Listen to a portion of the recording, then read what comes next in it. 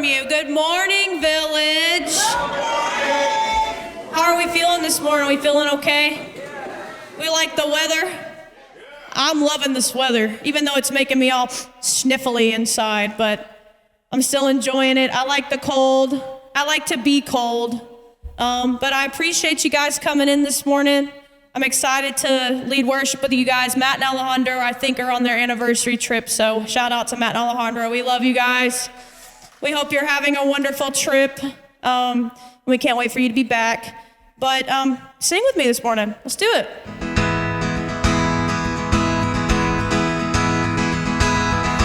Lord, I lift your name on high. Lord, I love to sing your praises. I'm so glad you're in my life. I'm so glad you came to save us. Here we go. You came from heaven to earth to show the way, from the earth to the cross. My debt is paid, from the cross to the grave, from the grave to the sky. Lord, I lift your name on high. Come on, let's do it. Here we go again. Lord, I lift your name on high. Lord, I love to sing your praises. I'm so glad you're in my life. Yep. I'm so glad you came to save us. Here we go, let's do it. You came from heaven to earth to show the way, from the earth to the cross. My debt to pay, from the cross to the grave, from the grave to the sky. Lord, I lift your name on high. We'll do it again. You came from heaven to earth to show the way, from the earth to the cross. My debt to pay, from the cross to the grave, from the grave to the sky. Lord, I lift your name on high.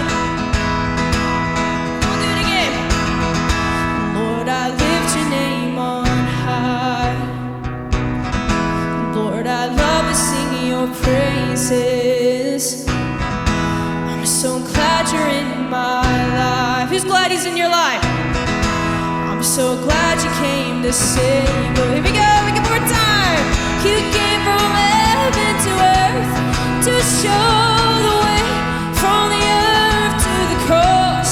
My debt to pay, from the cross to the grave, from the grave to the sky. Lord, I lift your name on high. One more time. You came from heaven to earth to show the way, from the earth to the cross. My debt to pay, from the grave to the sky, from the grave to the sky. Lord, I lift your name on high. I'm taking it old school this morning.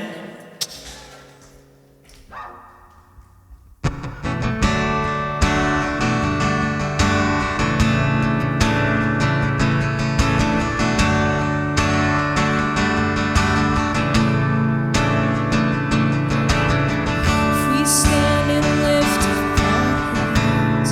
I want to hear you guys. For the joy of the Lord is my strength. We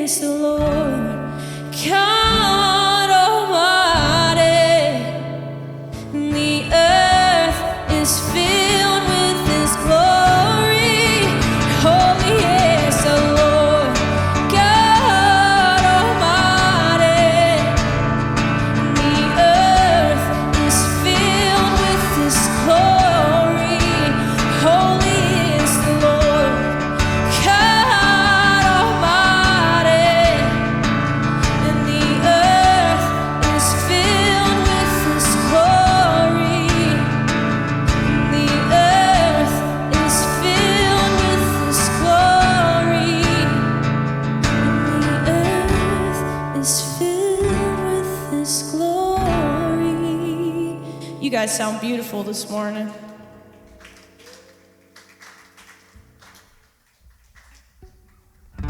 Y'all still with me?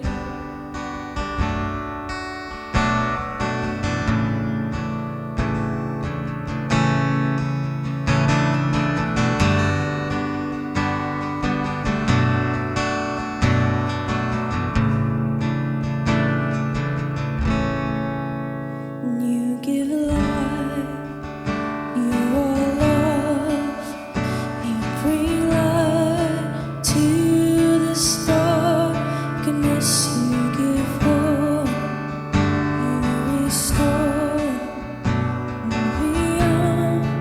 I am broken. Great are you, Lord. It's your breath in our lungs, so we pour out our praise. We pour out our praise. It's your breath in our lungs, so we pour out our praise to you only. Great are you, Lord. Give life, you are love. You bring light to this darkness. You give hope. You restore every heart that is broken. Great are you, Lord.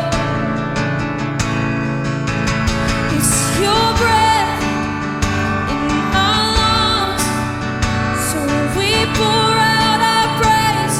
We pour out our praise. It's your breath in our lungs, so we pour out our praise to you only. It's your breath in our lungs, so we pour out our praise. Pour out our praise. It's your breath in our lungs, so we pour out our praise to you only. Great are you, Lord. And all the earth will shout your praise. Our hearts will cry. These bones will sing. Great are you, Lord. And all the earth will shout your praise. Our hearts will cry. These bones will sing. Great are you, Lord. And all the earth will shout your praise. Our hearts will cry. These bones will sing. Great are you, Lord. It's your breath in our lungs, so we pour out our praise. We pour out our praise. It's your breath in our lungs, so we pour out our praise to you only. It's your breath in our lungs, so we pour out our praise. We pour out our praise. It's your breath in our lungs, so we pour out our praise to you only. Great are you, Lord. Amen, Village.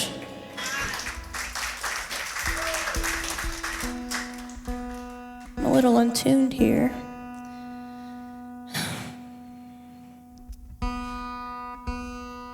I really appreciate being back. I haven't been here in a couple weeks. I'm gonna be honest, because you guys are my church family. But I'm actually really excited to have Cody here today, because I suffer tremendously from anxiety and fear. And a lot of people don't realize that about me. They don't really see that in me, because I'm always on stage, I'm in a band, and I do things. But fear has captured my entire life. My whole life.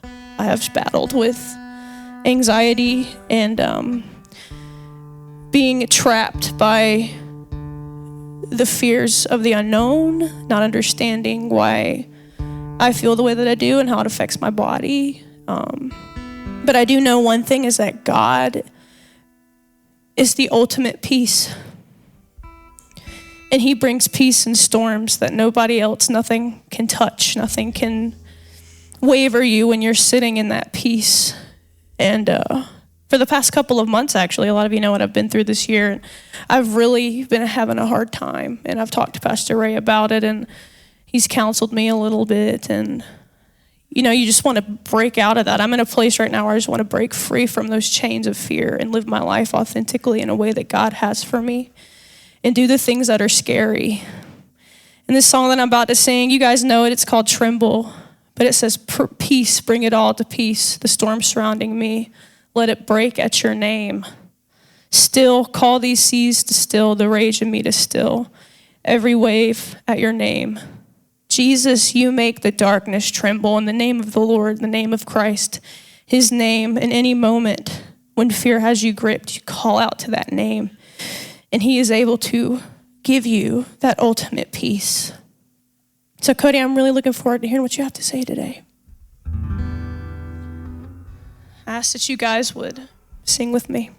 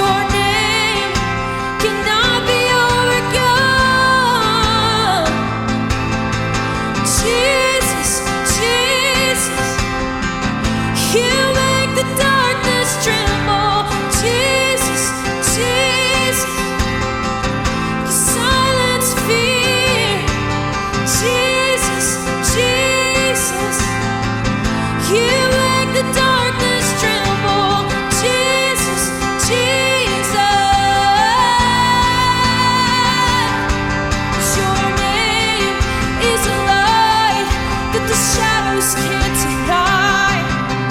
Your name cannot be overcome. Your name is alive, forever lifted high. Your name cannot be overcome. Your name is a light that the shadows can't deny. Your name cannot be overcome. Your name is alive, forever lifted high.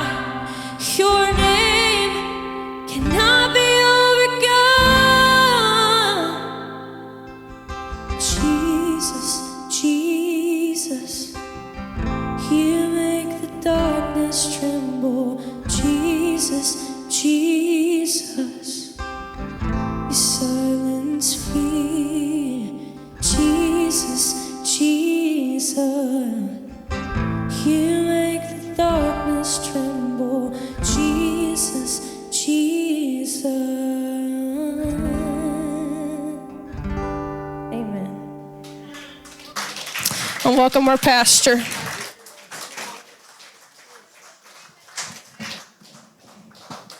That was so good. Y'all, and Olivia's trying to get on as a firefighter for Atlanta. So be thinking about her. I forget, and then I get in big trouble when I get home. If you would like to give to what's going on in the village, then this is the QR code for this. So let me tell you what happened. About 7 or 8 years ago, Jane and I, honest to goodness, thought we were about the only formerly evangelical church, inclusive, affirming, in Metro Atlanta. We didn't know anybody else was doing kind of the way we were doing at the village. And Stan came along and said, do you ever get to see Cody and Katie? And it's like, who are Cody and Katie? I don't know what you're talking about. He said, you don't know Vinings Lake? And it's like, we don't know Vinings Lake. And so he introduced us, and we became friends. And I spoke once over at Vinings Lake, and they come to our Christmas parties, and we hang out some together. And Cody let me in on some of his struggle with anxiety. And then I knew he was writing this book, and then the book came out, and I was privileged to get to read it. And then I have been following him on this book tour, and I've been listening to things that he's been saying, and I've been so excited that he is here. It's going to be really wonderful. He is a dear, dear human, and I'm glad he's here this morning. Would you give it up, Cody Deese? Mm-hmm. Cody. Thank you, brother. Morning, everybody. Well, it's really, really good to be here. Let me say two things off the top, and then we'll just get right into a couple of stories that I want to share with you out of this book that came out October the 9th. Two things. First, I am extremely grateful for this community. And when I say that, I need you to know I know how difficult, how challenging, how much commitment, effort, energy, and money it takes to go in to create safe spaces like this.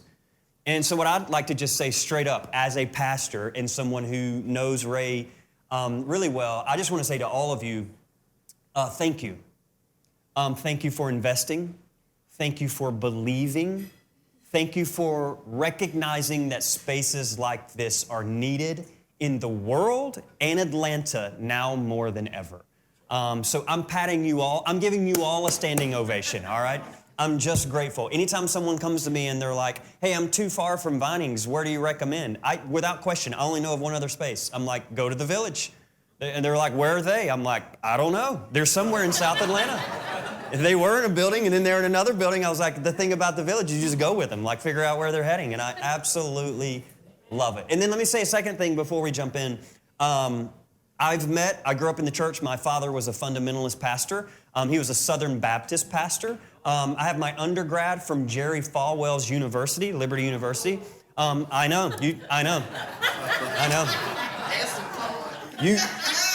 I'm obviously in a safe space here. You feel the pain, right? You all should have been praying for me during that whole time. And fortunately, glad to say that I made up for the Liberty because I went to Emory's Candler School of Theology and got a Master's of Divinity, which was really helpful, yes. I spent 3 years unlearning everything I was handed. But I say all that to just say this. I've met a lot of leaders, I've met a lot of pastors, and I just want to say this publicly. What you have here in Ray and Jane is something incredibly special, and I know that you know it, but I'm just grateful for it. So thank you, Ray, thank you, Jane, for what you do.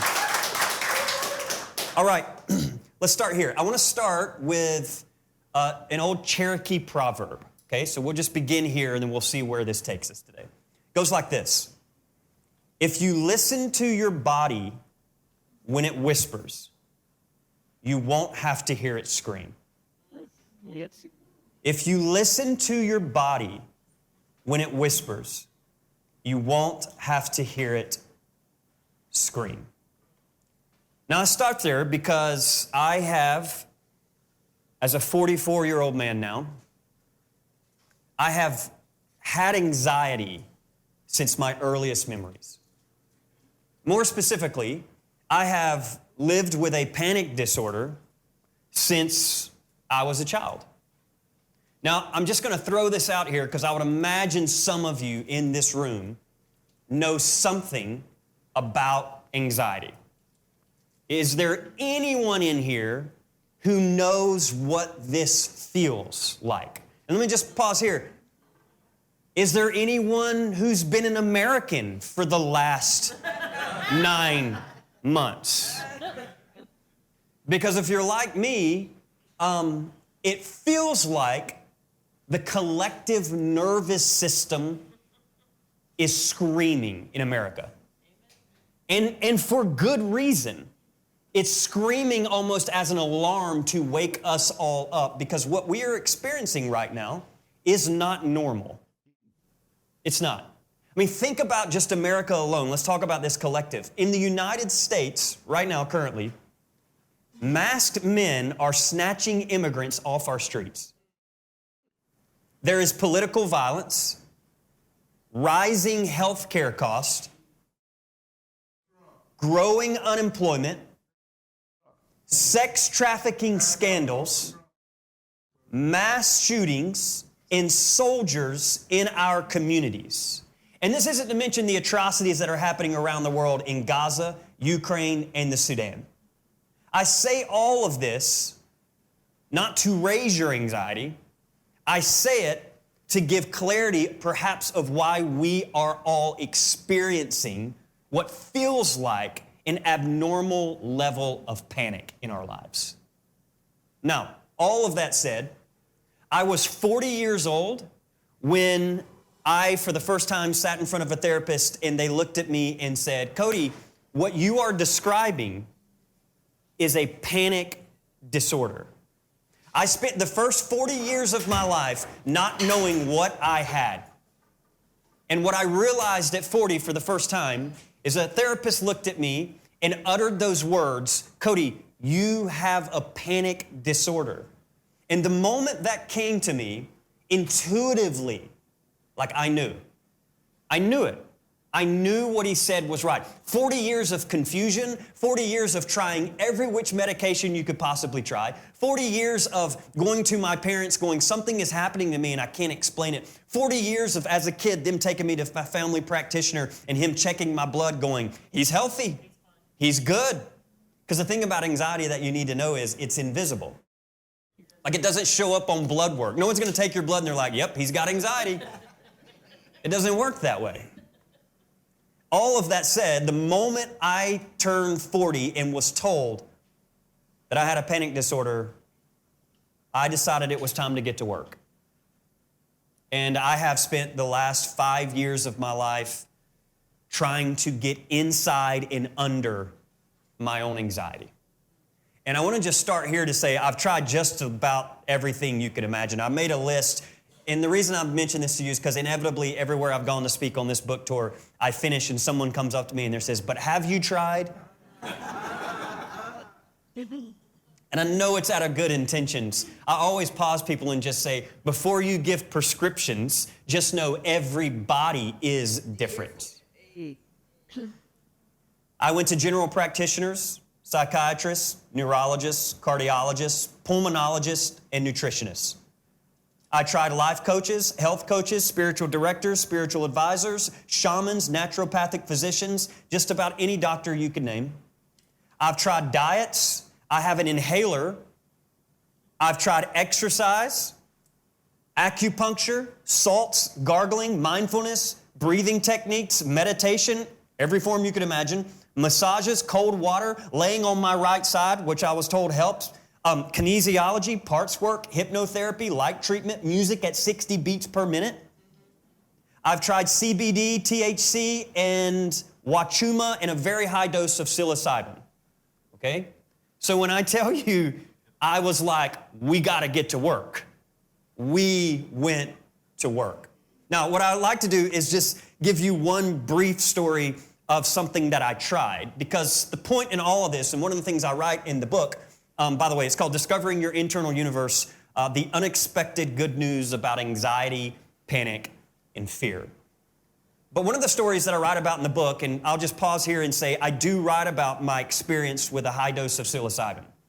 And for those of you that are unaware, there are lots of universities, Johns Hopkins being one of them, that are producing some great receipts about people with PTSD, people with anxiety, that are finding healing in a lot of these natural paths that many of us have just pushed away.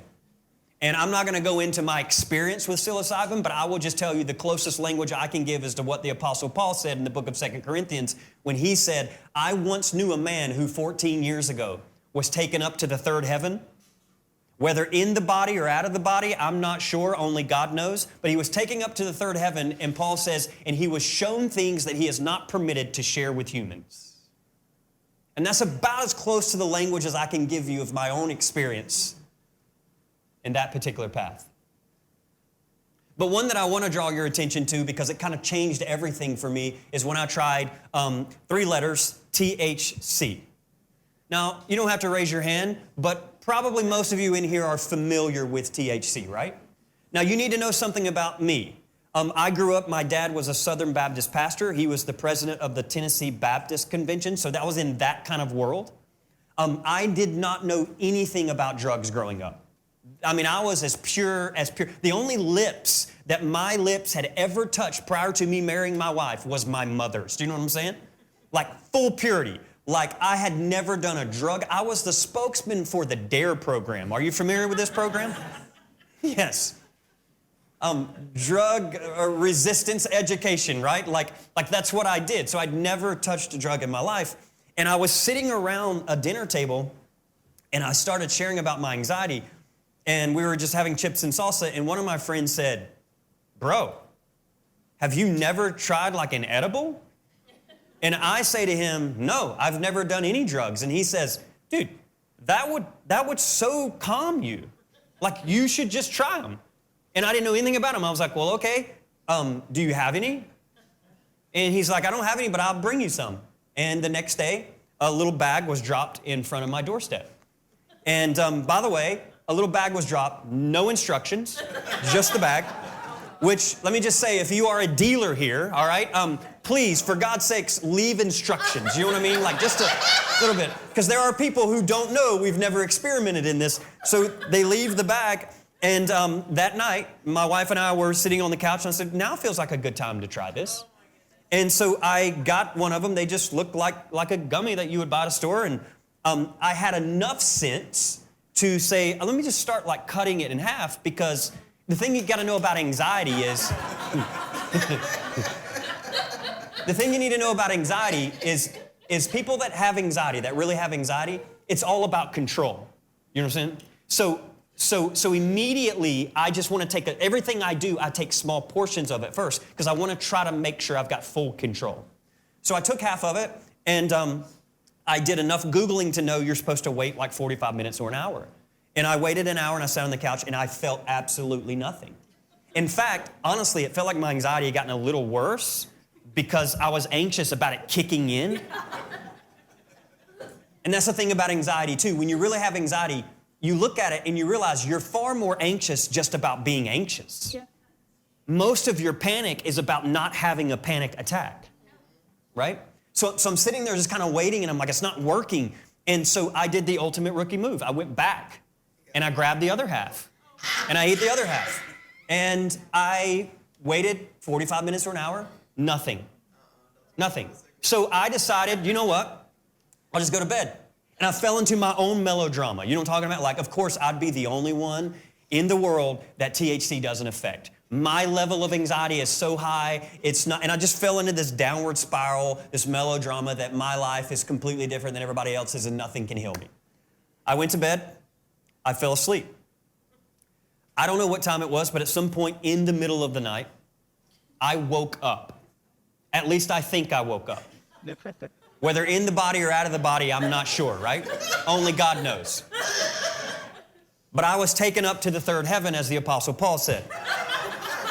And I wake up, and I'm going to. I woke up. This is good. I woke up, and I looked in the corner of the room, and the way our room is like we have like our bedroom or a bed, and in the corner of the room is a little chair. And I woke up and I glanced over in that chair, and sitting in that chair, have you guys ever seen that movie Monsters, Inc. before? You've seen this? It's like a Pixar film. I woke up and there's a character in that Pixar film called Mike Wazowski. I cannot explain this to you. The mysteries of the unconscious is profound. But all I can tell you is Mike Wazowski he's the green one-eyed monster. Mike Wazowski was sitting in the corner of the room with his legs crossed, but he's so short he can't touch the ground, so he was just swinging like this. And he wasn't green, he was red. And he was just staring at me with his one eye. And I remember just going, wait, am I asleep? Is that really him? And then within a second, like a blink, Wazowski went from the corner of the room directly to my face. So like one eye with my eyes just staring at him, and my body went into full panic mode. To date, one of the worst panic attacks I think I've ever had in my life. I mean, so much so that I began to kind of shake and scream. My wife woke up and she's like, "What's wrong?" And I kept going, "Do you see him?" To which she's like, "There is no him. I see nothing. You're good." I'm like, "I'm not good." And it was a full night of like a nonstop back to back 4 hours of panic attacks. Because here's the thing you need to know about things like wachuma, psilocybin, or THC. You don't get to leave the meeting when you want to. Wazowski walked in, locked the door, and said, "You and I are going to have a conversation." And at some point, I do remember finally falling asleep. I woke up the next morning. I went directly downstairs. I grabbed the bag. I threw it away.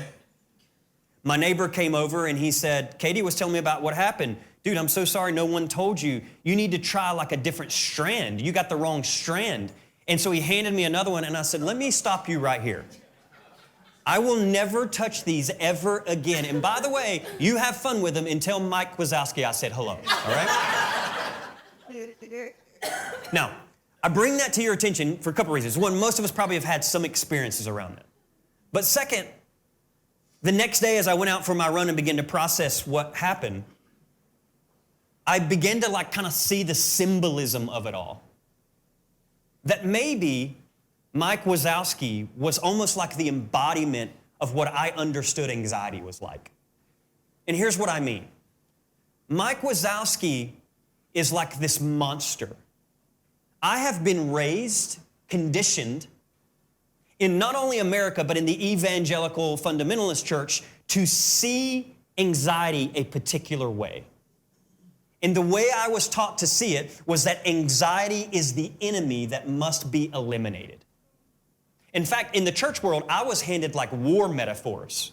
They were like, find your arsenal, go to battle with anxiety. And they even said some things like, the reason you have anxiety is because you don't have enough faith or trust. Which I would just like to say, that is spiritual malpractice. If there is anything that is called spiritual abuse, it is telling someone who has anxiety that they just need more faith. Friends, anxiety is not an indication of weak faith, but it might be an indication of toxic faith.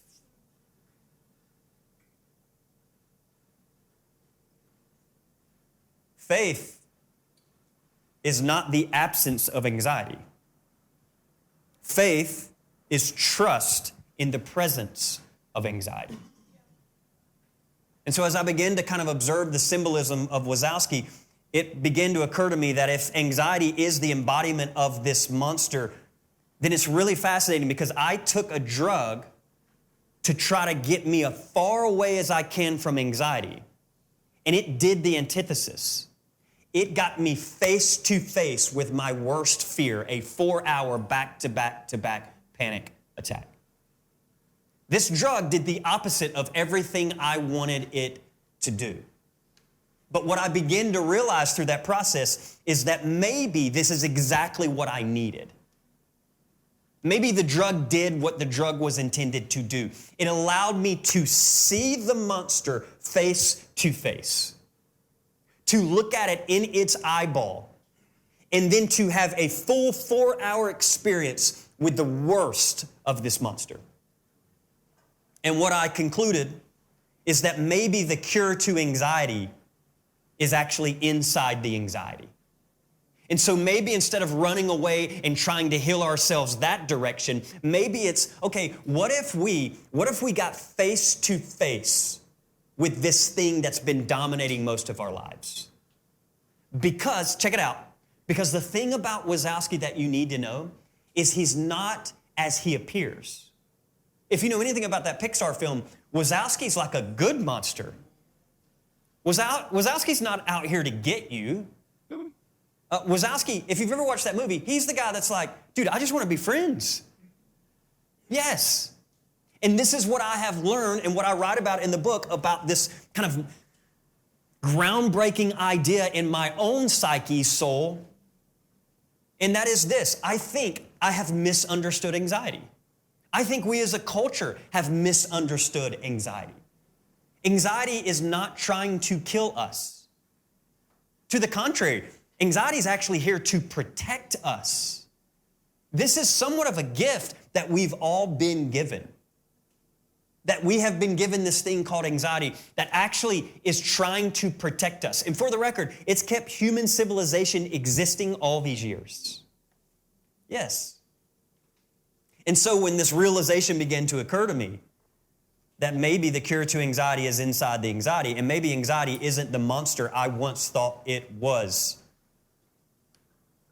I began to get as close as I can to it in hopes that maybe I could get underneath it and inside of it to see what might be there. And so part of this whole book is me coming to this recognition that at some point, I started caring less about the anxiety and more about what was underneath it causing the anxiety. At some point, I stopped doing the work trying to get rid of my anxiety and started realizing, well, maybe anxiety is just like the flare gun trying to get my attention to say, hey, there's some things that you need to pay attention to. Maybe it's the alarm that's going off going, hey, there's something going on in this like internal universe of yours that you need to pay attention to. And maybe that's also true for our collective as a nation. Maybe the reason our collective nervous system is screaming is because it is trying to protect us. And it is saying there are some things that you need to be paying attention to. And so what I discovered is what I call my internal universe. And by internal universe, I mean this, you can use whatever word you want. Call it the soul. Call it your inner world. Call it the psyche, the unconscious, the subconscious, the spirit, heart, gut, mind, whatever language you want to give. We all are aware of it. It's that internal realm within us. That for many of us, like we're terrified to go inward because we're not sure what we'll find. And I know that was true for me. But what I decided was there can't be much worse than a 4-hour back-to-back-to-back-to-back panic attack. And I don't know what's in me, but it's worth going in to figure out if there is something sitting underneath this anxiety. And so I did. I set up some appointments with the greatest therapist that I knew at the time. She was a hypnotherapist. And this hypnotherapist began to listen to my story. I began to share with her what was happening in my life. And she said, here's what I want to do. I want to send you home with some scripts. And they're like audio scripts, about 20 or 30 minutes long. She said, what I want you to do, she said, I want you to get some noise cancellation headphones. She said, I want you to get one of those eye masks. You ever seen those eye masks? You know, some of you sleep with them, right? I now call them my internal universe glasses, okay? By the way, if you buy a book today, I'm giving you a free pair of internal universe glasses. They're going to come in handy, all right? And so what I would do every night, and I did this for 30 days, I put my noise cancellation headphones in, I slid my internal universe glasses down, and then I would hit play, and my therapist would be speaking to me, guiding me for about 20 or 30 minutes every night. And what she invited me into was my inner world, that internal universe. And here's what I need you to know. There are many doors to get in. People ask me all the time, do you still promote psilocybin, those things? Here's what I will say. I have discovered that you don't have to be in an altered state to visit your internal state. Now, for some people, it's helpful because it gets them out of their head into their bodies. That's great, especially us Westerners who've been conditioned to live up here. But what I have discovered in my own life is there's actually many ways to go inward, and you don't have to be in an altered state to get there. I talk about all throughout the book the different doors that I discover along the way to find our own internal universe. And one of those doors, here's the word, one of those doors is imagination. And my therapist knew, oh yeah, use your imagination. And so I did, and I went with her. She would invite me, Cody, I want to invite you to use your imagination. And I want you to use your imagination, and I want you to pretend that you are on your way back to your childhood home. And so every night for 30 nights, I took an imaginary trip back to my childhood home. And in my imagination, I perceived it as I remembered it being. And it's been probably, I don't know, at the time, 32 years since I'd been there. I had no idea if this place even existed, but I remember it in my imagination as I remembered it as a kid. And I would take that trip, and in my mind, I'd jump in the car that I have now. I would drive from Atlanta. It was a 200 to 300 mile drive. I would pull into the driveway of my childhood home. In my imagination, my internal universe glasses are on. I'm sitting there and I'm like, yeah, well, let's just play around. Let's go with it. Let's see what's in here. And I would pull up into my childhood home. And then every night for 30 nights, it's like the same story happened over and over again. She's guiding me through my headphones. There's a little bit of light music playing over her voice. And I would pull up in the driveway. And I remember the first night that I did it was probably the best night because it was all brand new. But I pulled in the driveway and I looked at the front door. And in the front door was the glass door in my little 9-year-old self that I clearly can see was standing at the glass door with his face pressed against it. And it was a monumental moment for me because it was the first time as a grown man at 41 I had ever encountered my 9-year-old self. Now, psychologists call this inner child work, right? You're probably familiar. I got to be real honest with you. I come from a very rational world. So when my therapist said, we're going to do some inner child work, I was very honest with her. I just laughed and I said, ma'am, I appreciate what you do, but I need you to hear me. I don't do this magical, mythical stuff, all right? I have a panic disorder. I don't have time to be playing games with my 9-year-old self, right? To which she looks back smiling going, oh yeah. Yeah, that's how we're going to get to this panic. I need to set up a meeting. This is what she said. I need to set up a meeting because I need to introduce you to you. And she did. And at 41, for the first time in my life, I looked up in this glass door, and there my 9-year-old was with his face pressed against it. And we did this routine over and over and over again. In fact, what I'd like to do is I just want to read you just like 2 paragraphs of what kept transpiring over and over again, because the same thing happened. Which is funny because the doorway of the imagination is wide open. You can play with imagination all day. But for me, imagination, I kept seeing him in the same clothes. I was wearing the same clothes, pulling up the same driveway, him doing the same thing he did every time I went to meet him, which was he got nervous at the glass door and he looked back to his mom going, who's this stranger? And then slowly but surely he would let me in and then we'd walk back to my old childhood bedroom. But I'd like to read a part of what happened because for 30 nights, he wouldn't say a word. So part of what my therapist was trying to do was connect me where we would engage in conversation. And I would say to him, hey, buddy, do you recognize me? To which he's like, you're weird, all right? And I would say, what can I do for you? How can I help you? Is there anything you need? And this 9-year-old would just sit there quietly looking at me, terrified. And we would just sit. So I like to read, here's a portion of what happened.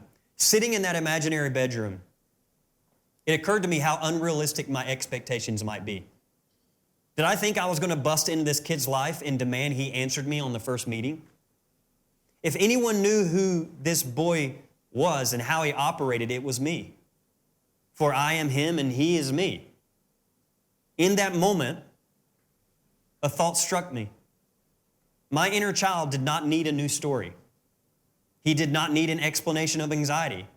He did not need affirmation about the afterlife. What he needed was me. And what I needed was him. And what we needed was love. I could feel his anxious body radiating through me. My inner child was far more terrified than I realized. We were not going to talk our way toward love. We needed to feel our way toward love. So we sat, staring at each other. No distractions, no words, silence. And we did that for 30 nights. And it wasn't just this young boy that I found when I went inward. There were layers and layers of unprocessed grief that I never dealt with. There were so many relational wounds. My father and I spent 8 years not speaking to each other because of theology, because of politics, because I went a direction that disappointed him in life. I can't begin to tell you how much toxic theology I found buried inside my inner world.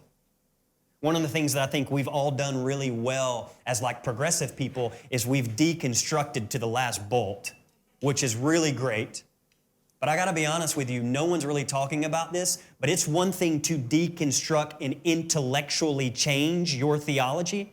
What you need to know is that old toxic theology has not left your body just because you picked up new theology. It is embedded inside of you. And we've got to learn how to heal from our toxic theology at a somatic level. I mean, at like a body physiological level. These things are in our cellular DNA.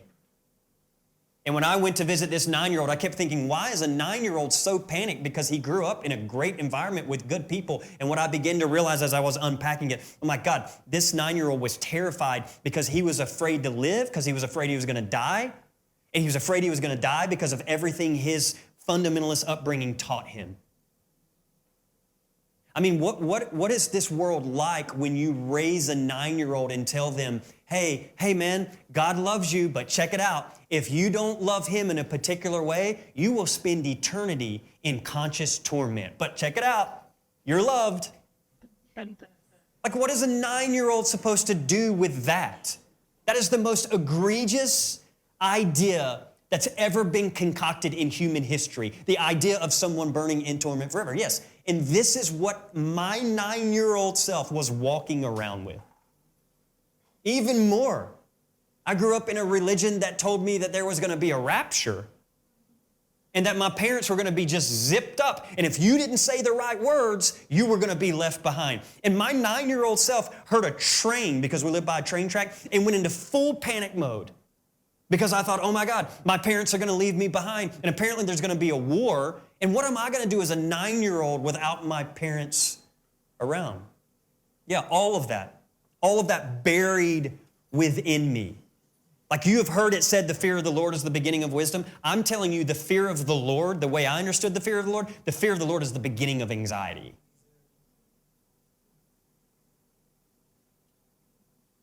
And the very religion that could have calmed my anxiety, what I discovered was the very religion that actually created a lot of it. And so, for 30 nights, I went in and visited this kid. And Somewhere after about day 31, day 32, I went back to my hypnotherapist and I said, it's kind of becoming redundant. And she's like, would you like a new script? And I said, no. I said, actually, I think I need to blur the lines here between the imagination and reality.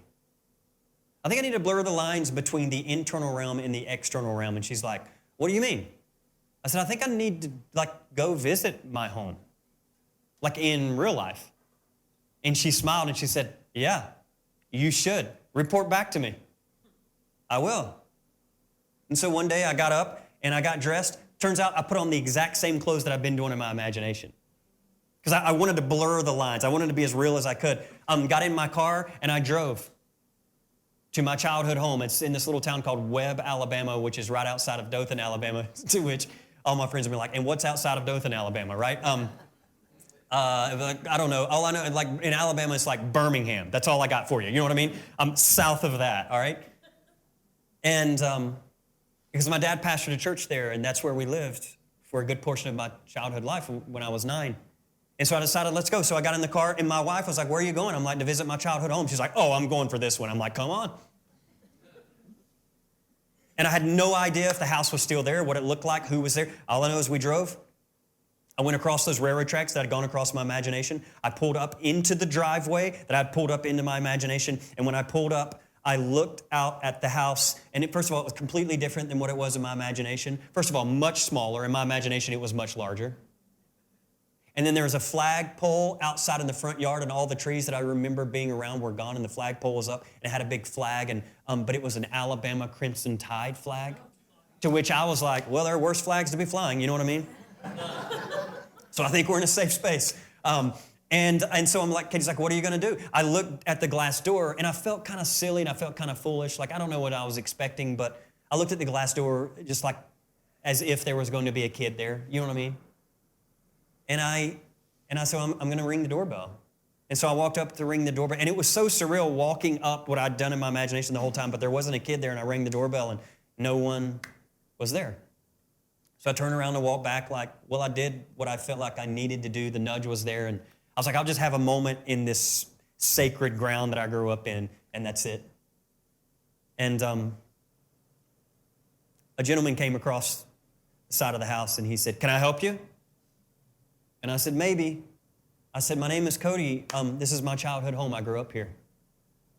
And he said, no way. I was like, oh, yeah. We start having a conversation. His wife walks out and she says, who are you? My name is Cody. I grew up here. This is my childhood home. She said, oh, come in. And I was like, of course. By the way, only in the South do we let in strangers in our home. Like someone who shows up and I got a panic attack, I'm working through some trauma, I need to go inside. You know what I'm talking about? And they're like, come on in, right? They don't do that in California, all right? And so I did, and I walked into the house, and she started walking me back to my childhood bedroom. And I hadn't been there in 30-something years, and I walked back, and it was no longer our bedroom. The bunk beds were gone, and there was a treadmill. It was like a workout room for them. And I just stood in that spot of the house that I had been visiting with my imagination. And I'll just close here. I did the only thing that came to me. I did what my therapist taught me to do. I put my hand right here, which is where I feel my anxiety the most. By the way, if you have anxiety, I would encourage you to try to find out where it's located in your body. Now, some of you may be like, it's all over. I feel that too. But if you really zero in, there are 2 places. I feel it here, and I feel it around the esophagus area. And so I put my hands, I was standing in my bedroom, and I put my hands right here. And I just paused, and I just said this word. The image came to me that I was holding my 9-year-old in our childhood bedroom, and I just said this. I've got you. I've got you. But something happened in that moment. It was a realization that as I was holding my 9-year-old going, I've got you, I sensed my 41-year-old self holding my 9-year-old, but then I sensed my 81-year-old self holding my 41-year-old self who's holding his 9-year-old self. And the 81-year-old's holding me in that moment as a 41-year-old, also going, hey, hey, hey, and I've got you. And then it was like went out another layer as if, call it what you want, the divine, God, love, the universe was holding my 81-year-old self, who was holding his 41-year-old self, who's holding his 9-year-old self. And it was like we were in some like Trinitarian type moment where it was like the divine was going, and I've got you. You're good. And any father in here who's ever held their son or daughter, you know that moment when they're trembling and you just grab them going, hey, you're good. I've got you. Yes, that is the experience. And so, I bring all this to your attention, and thank you for leaning in. I got to close here to just say to you, for every person in this room who has lived with some anxiety, what I want you to know is that I believe God is love. I believe that's probably the greatest theological declaration that's ever been made about the divine. I believe the summation of everything the scriptures teach us about what God is can be summed up in that phrase by the Johannine community when they said, God is love. And what I know about love is that perfect love casts out fear. And it's not that fear is a bad thing and it needs to be away from you. It's that fear has a place right alongside with love, right alongside with faith. But the thing is fear doesn't get to control the meeting. And so I talk a lot about what it looks like for us to integrate anxiety in our lives. Let me just close right here. I'll just read this as like a benediction for us. And I just want to say thank you again for having me.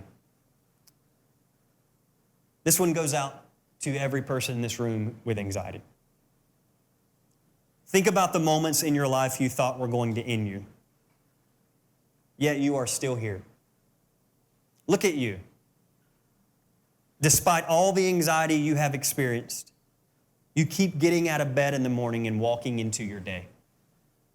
With each step you take, you are showing anxiety its proper place. Life is hard enough when things are going well. Tag on debilitating moments of chronic anxiety and it can feel nearly impossible to survive. Yet you have. You are resilient, courageous, and stronger than perhaps you realize. Give yourself credit. It's not easy being human. It's not easy being you. It's not easy being here. Yet you have survived, prevailed, conquered, and on your best days, you've even soared. You are trusting one step at a time. Village, remember this mantra. I've got you. You're good. I've got you. Thanks for having me.